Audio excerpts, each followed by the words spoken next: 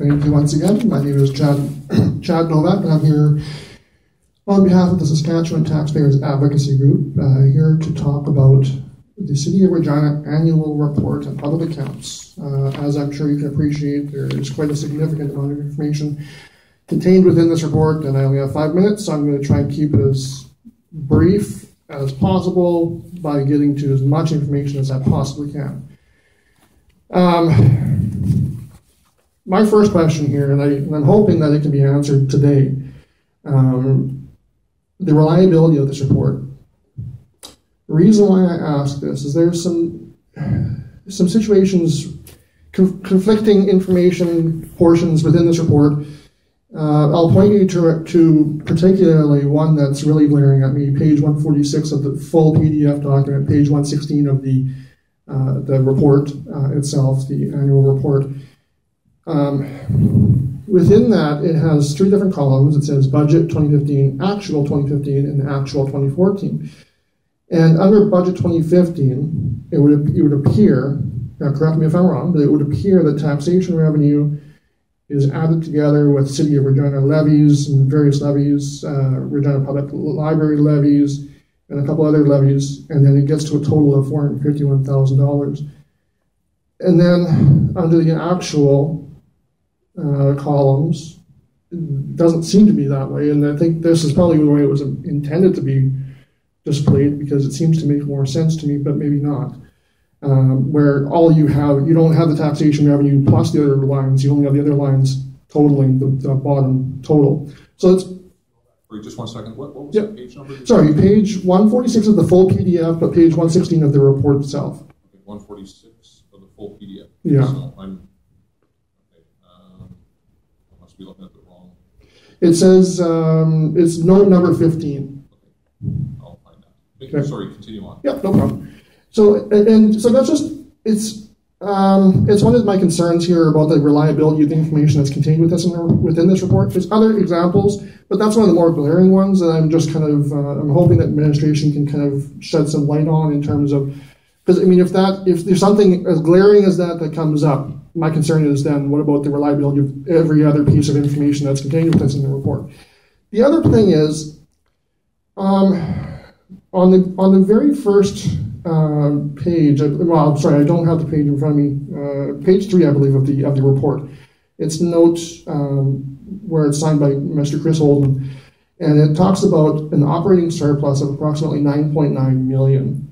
Now, I've gone through the numbers, and maybe I'm just overwhelmed by so many numbers, and how things can get when you look at the same thing over and over and over again. But I cannot find for the life of me that $9.9 million anywhere. I can find a situation where it talks about $169 million being a surplus. I can find a section where it talks about a $5.1 million surplus on the general operating surplus and $7.1 million of utility operation surplus. Now, these numbers obviously are wide variety. The 5.1 to 9.9, they're pretty close, so that's good. I'm pleased with seeing that, but again, definitely a question as to the reliability of the information.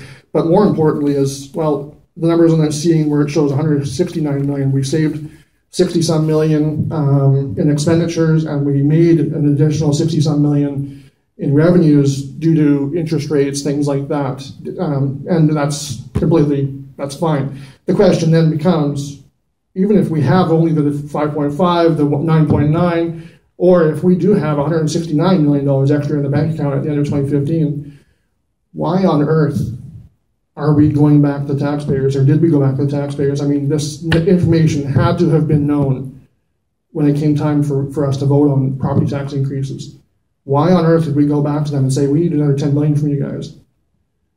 At the very minimum, I mean, the signed report that states from Chris, our city manager, talks about $9.9 million surplus. Right there, boom.